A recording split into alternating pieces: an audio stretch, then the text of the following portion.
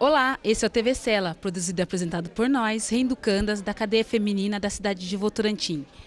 Esse projeto é desenvolvido pela ONG Cultura Votorantim e pela Associação de Audiovisual de Votorantim. Também temos apoio da Delegacia Seccional de Sorocaba, das Faculdades de Comunicação da CEUSP e de uma equipe externa voluntária. TV Sela é um projeto de ressocialização que se propõe a fazer inclusão através da comunicação. E o nosso convidado de hoje é o Dr. Célio Turino.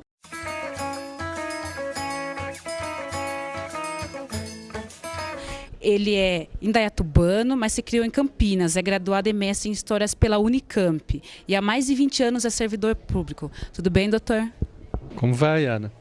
Muito bem, estou muito feliz de estar aqui fazendo essa entrevista, até porque eu já conhecia o trabalho de vocês e sempre ouvi falar muito bem e eu próprio tenho falado muito bem.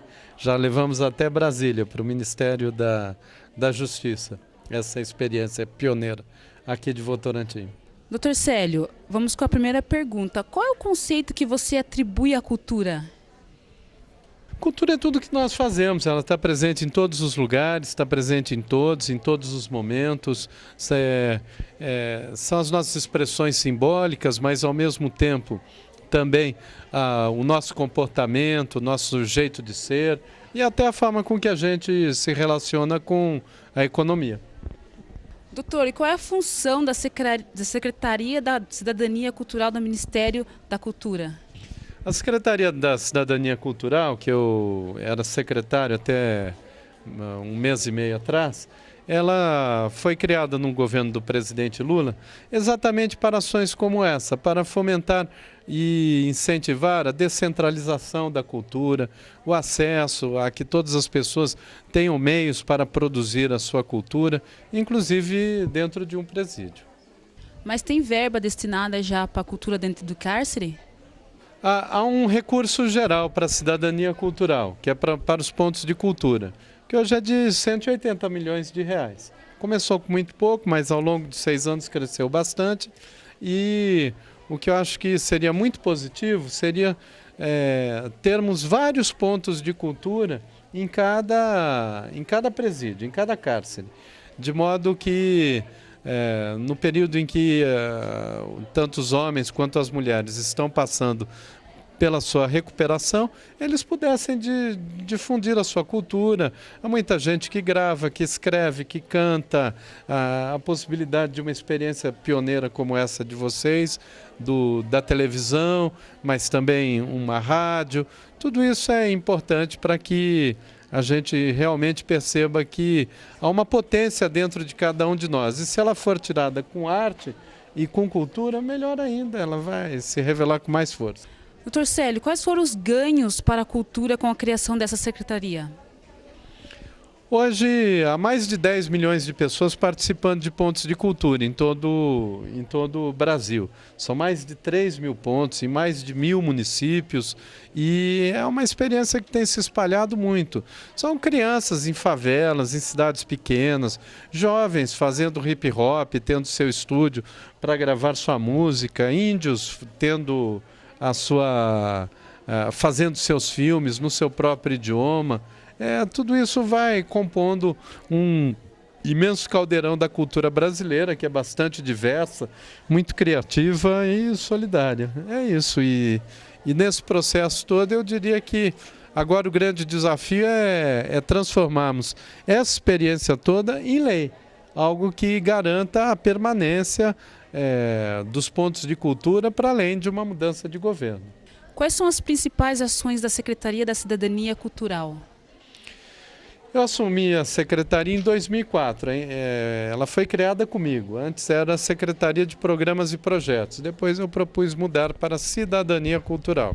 Nós investimos sobretudo nessa ideia da descentralização e do acesso à cultura, no entendimento de que cultura é processo, não é produto, não é um evento, é algo que acontece continuamente e que está relacionado com toda a nossa vida. E a partir daí nós expressamos a construção dos pontos de cultura, junto com as comunidades. E com os pontos de cultura, nós vamos trazendo uma série de outras iniciativas. Para além do estúdio multimídia, não é? A produção local nas comunidades, pode ser de teatro, de dança, de música, de literatura. E em torno do ponto, nós vamos trazendo também uma série de iniciativas, como cultura e saúde, pontinho de cultura para a cultura infantil, griots, que são os mestres da cultura tradicional, um mestre de folia de reis, mestre de capoeira, uma parteira, uma rezadeira, que tem todo um conhecimento que não é sistematizado na escola, mas que é muito valioso e que permanece vivo ao longo de séculos e de gerações. Tudo isso vai se juntando ao ponto de cultura e é o que resume a ação da Secretaria. Quais são os principais locais que possuem pontos de cultura? Tem muitos. São mais de 1000 municípios. Se a gente for lá dentro do Parque Nacional do Xingu, tem um ponto de cultura com os índios Iquepengue. E eles fizeram um filme longa-metragem. Meu primeiro contato, eu fui ver lá dentro, numa aldeia indígena dos Iquepengue, dirigido, falado, estrelado pelos Iquepengue. Como essas organizações são constituídas? São organizações da própria sociedade, pode ser uma ONG, uma associação de moradores, um grupo de artistas. Eles têm que ter uma personalidade jurídica, porque recebem um dinheiro. Esse dinheiro é de R$180 mil para cada ponto, que é distribuído em 3 parcelas de 60 mil. São parcelas anuais de 60 mil, mas que, como elas chegam diretamente em quem já faz e desenvolve a ação cultural, elas têm um significado muito grande mesmo. E há interferência dos governos municipais ou estaduais? No início não, no início foi uma ação direta do Ministério da Cultura com essas coletividades. Mas o programa cresceu tanto que era necessário construir uma rede. E aí nós fazemos como? O Ministério da Cultura repassa o dinheiro para o governo do estado, ou mesmo para prefeituras maiores, e são eles que fazem a seleção e o acompanhamento do ponto de cultura. Assim tudo fica mais próximo à realidade local. Dr. Célio, você escreveu um livro sobre o assunto. Poderia nos contar um pouco dessa experiência? Esse é meu livro, mas eu não sei o tempo de vocês agora. Quem sabe na próxima parte eu falo. É Ponto de Cultura, o Brasil de baixo para cima. Eu fiz muitas viagens pelo Brasil, mais de 600. E nesses cantos, assim, favela, morro, assentamento, subia rio, lá perto do Peru, encontrava no meio da selva um ponto de cultura, como com os índios Axanim, e assim por diante. E eu achei que devia compartilhar com as pessoas e transformei toda essa minha experiência nesse livro aqui. Vamos para um breve intervalo e logo voltaremos a falar com o escritor e historiador Célio Turino.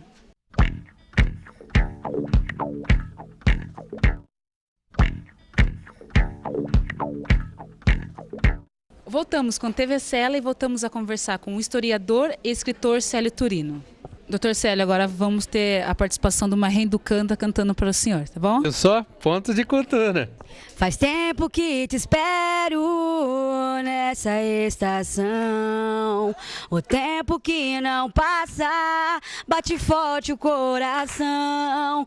Quando eu te conheci, pegaste em minha mão. Olhando em teus olhos, senti a emoção, meu amor. Por isso eu não aguento esperar esse trem que nunca quer chegar e poder declarar o meu amor.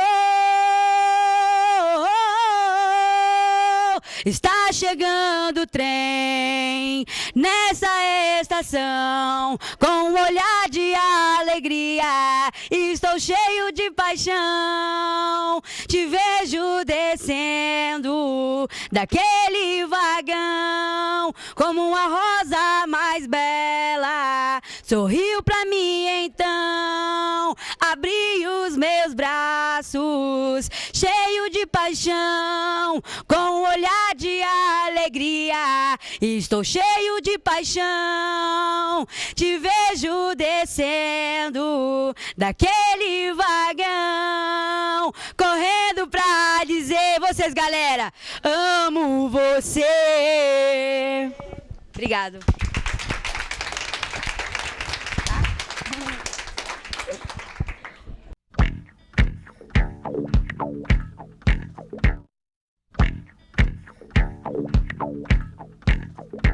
Voltamos com TV Cela e voltamos a conversar com o Dr. Célio Turino, escritor e historiador. Dr. Célio, qual é a primeira palavra que vem à sua cabeça quando você fala em burocracia? Aprisionamento, controle. Você acredita que os brasileiros valorizam a própria cultura? Relativamente. O Brasil, a grande força dele está na sua cultura, mas, por outro lado, a gente tem uma cultura imposta. Faz 500 anos que nos ensinaram que o que nós fazemos não é bom, e o que é bom é o que vem de fora. A ideia do ponto de cultura é inverter isso, tirar de dentro de cada um e o que a gente faz de melhor, e a gente perceber que isso sim é que é bom.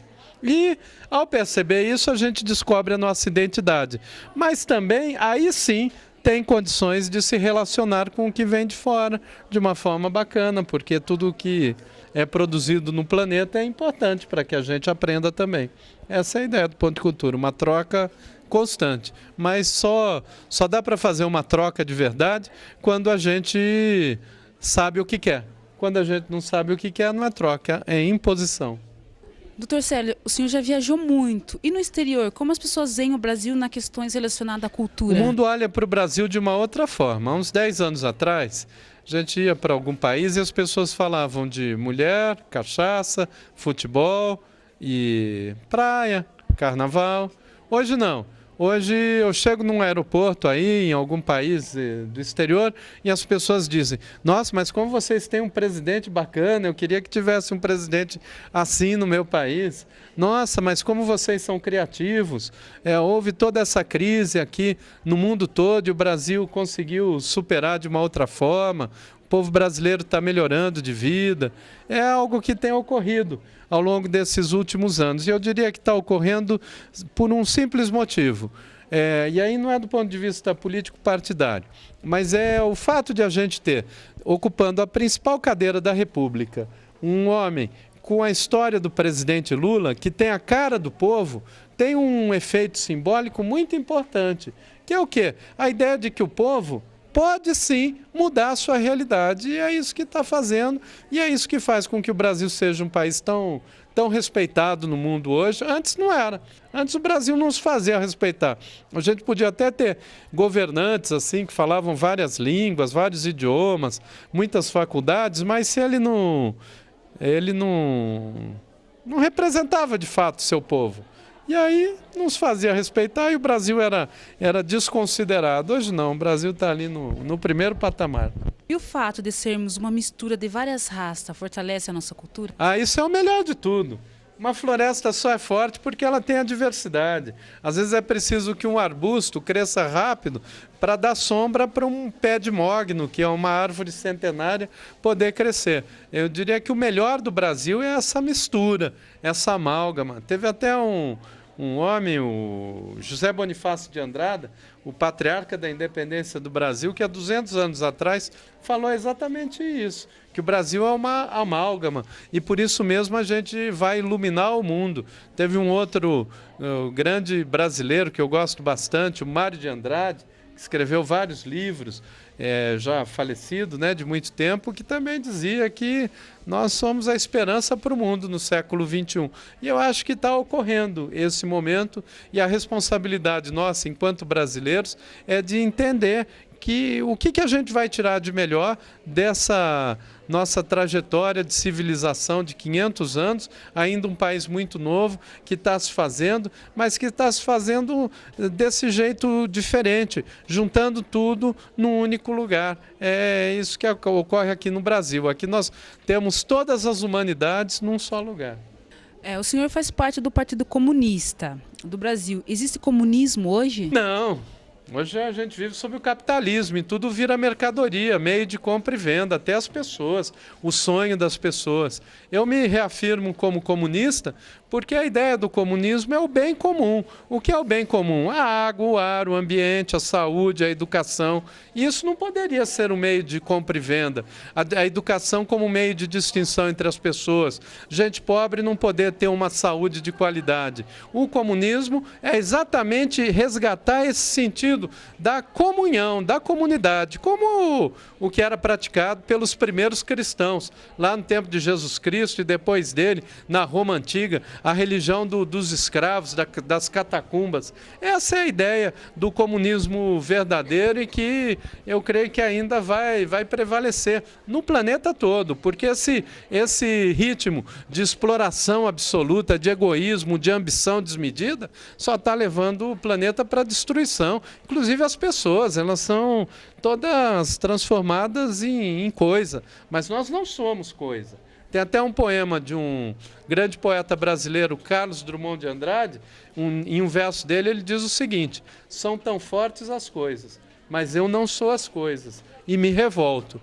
É esse o sentido de humanidade que a gente tenta colocar e é por isso mesmo que desde os 16 anos de idade, eu já estou com 49, há mais de 30 anos, eu me declaro comunista. E assim serei por muito tempo. E sendo comunista do Partido Comunista do Brasil. É um partido pequeno, mas que tem essa ideia de levar a comunhão, de levar o sentido do bem comum para todo o país. Doutor Célio, Cuba já está fora do sistema. Tem dirigente morrendo em greve de fome. O que o senhor acha do depoimento do presidente Lula no dia da morte de Orlando Zapata, que era um preso político? Uau, vocês são pessoas tão integradas assim.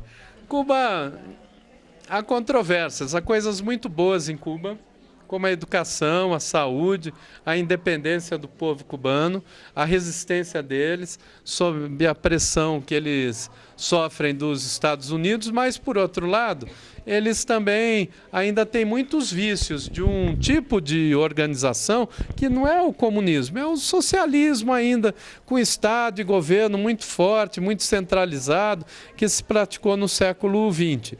E tudo isso é preciso ser mediado para que a gente tenha uma vida cada vez melhor. Agora, só dá para entender Cuba se a gente perceber todo esse sistema de dominação que acontece no planeta. E aí o presidente Lula ele falou meio nesse sentido.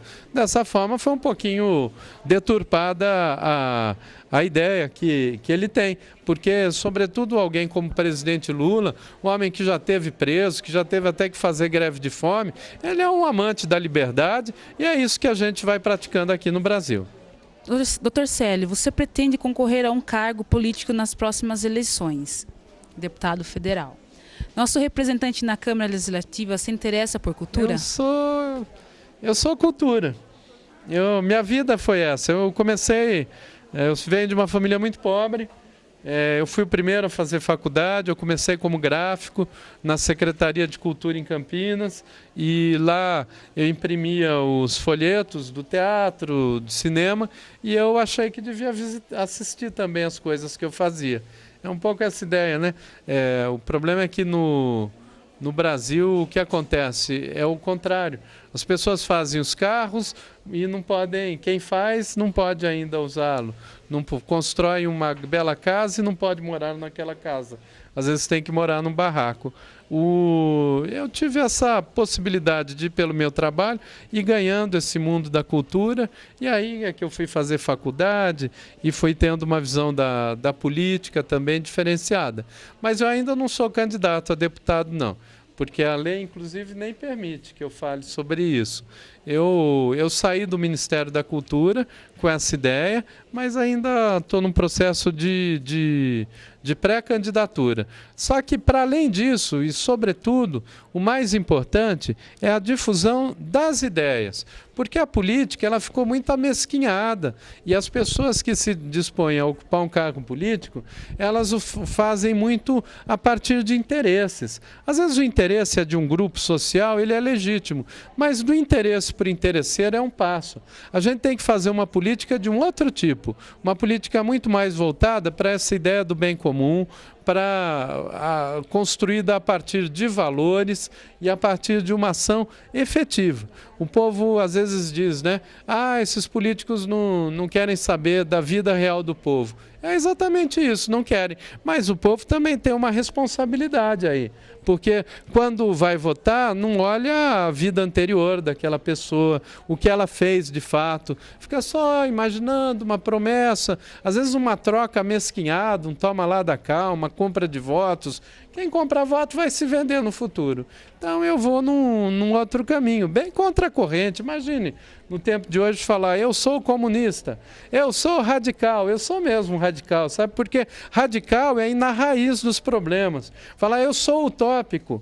Hoje em dia, acabou a ideia da utopia, de um horizonte largo. Por quê? Porque tudo tem que ser imediato, pragmático, tem que conquistar a coisa logo, né? Essa é a ideologia que prevalece. Eu vou na contramão dessa ideologia, mas eu sei que muita gente também tem sonhos, quer sonhar e quer fazer com que o Brasil seja um bom país para todo mundo. Essa é a ideia, e por isso é importante também estar na política, porque o problema da política é o seguinte: a maioria das pessoas que não gosta da política, infelizmente é governada por quem gosta. E normalmente esses que gostam, não gostam muito de atender as pessoas. E eles colocam como se fosse uma autoridade, né? Eu acho que a gente, inclusive, devia abolir essa palavra autoridade para político ou para quem exerce um cargo público. Não devia chamar ninguém de autoridade, porque a autoridade ela é conferida, ela vem de baixo, ela vem do povo. Por isso que eu pus no meu livro isso aqui: Ponto de Cultura, o Brasil de baixo para cima. Nós devíamos chamar todos esses, seja presidente, deputado, prefeito, chefe de seção, diretor de escola, de presídio, de servidor público. E por que chamar de servidor público? Porque tem que resgatar o sentido da palavra. Servidor público, porque serve o público e não se serve. Eu acho que é essa ideia que a gente tem que difundir, e quando o povo, a maioria da população, perceber que isso é importante, sem dúvida nenhuma, nós vamos mudar de fato esse Brasil e vamos fazer com que a gente tenha uma terra em que o bem comum prevaleça. O comunismo, eu falo assim, do ponto de vista filosófico, essa é a palavra. Mas podemos dar outro sentido das coisas. A comunhão, por exemplo, que pregada ali por Jesus Cristo, é o bem comum. É o respeito ao outro, é a humanização das pessoas no trato entre as pessoas. É esse caminho que a gente deve buscar para o nosso país e para o planeta todo. Fora desse caminho, para mim, não há solução. Há uma barbárie, há uma destruição e daqui a pouco o próprio planeta se acaba. Ou melhor, o planeta pode até sobreviver, mas o ser humano que está aqui no planeta, que tem destruído tanto esse planeta, talvez deixe de existir, ou deixe de existir como tal. E a gente pode viver bem, a gente pode viver feliz. Doutor Célio, como foi para o senhor estar aceitado o convite para participar do TV Cela? Foi uma honra. Acho que só ter saído de São Paulo e ter vindo para cá foi uma honra, porque a maior honra que tem para uma pessoa que se coloca na política é poder servir seu povo e servir com respeito, com sensibilidade. Foi isso, eu vejo aqui toda a humanidade de vocês, né? E penso que nós não devemos aceitar esse tipo de tratamento. Ele não é bom para ninguém, nem para as pessoas que porventura fizeram algo de muito ruim. Eu, por exemplo, eu já tive problema com filhas adolescentes com droga. O que a droga destrói, desgraça a vida de alguém, a minha mesmo, assim, ver as minhas filhas tão lindinhas, é algo também igualmente desumano. Mas essa desumanidade ela só acontece porque as pessoas acham, elas são maltratadas e aí elas devolvem o maltrato. Eu diria que se a gente faz um outro sistema de reeducação, tem boas bibliotecas, bons pontos de cultura, espaço, inclusive, as pessoas precisam de silêncio, elas precisam de uma pequena privacidade para refletir sobre a sua realidade. Para além do castigo, a gente precisa do respeito. E eu diria que a gente teria uma situação muito melhor para o Brasil como um todo. Aqui em São Paulo, eu vivi 6 anos em Brasília, apesar de ser de São Paulo, eu tenho visto que se construiu muito presídio. Mas as escolas estão muito mal, as escolas estão muito destruídas, os professores muito desrespeitados. Seria melhor, talvez, construir mais escolas e boas escolas e tratar bem as pessoas. Acho que seria um caminho melhor. Mas ter vindo aqui, ter falado com você, ter ouvido a música de vocês, ter olhado para o rosto de vocês, me faz ser mais humano e ser mais comprometido com o meu povo. É isso. Chegamos ao fim de mais um TV Cela e gostaríamos de agradecer a presença e a participação do Dr. Célio Turino. Obrigado. Posso dar um beijo? E eu fiz essa música em homenagem às pessoas aqui dentro mesmo, que é o dia a dia que acontece. O que é isso? O que é isso? Quando eu cheguei aqui, eu fiquei sem palavras, mas passando os dias eu fiquei indignada. Pessoas de idade que não tem nada a ver, não merecem esse lugar para ver o sol nascer. O que é isso? Me desculpe, mas agora eu vou falar. Tem pessoas que dentro que não merecem este lugar, é só Deus para nos acalmar. Eu só sei que a minha fé é grande neste lugar. O que é isso? Tem homens que tratam a gente como um inseto só porque usar uma farda faz academia e faz sucesso. E aí, você, cadê sua dignidade? Todo mundo é ser humano, tem que ter lealdade. O que é?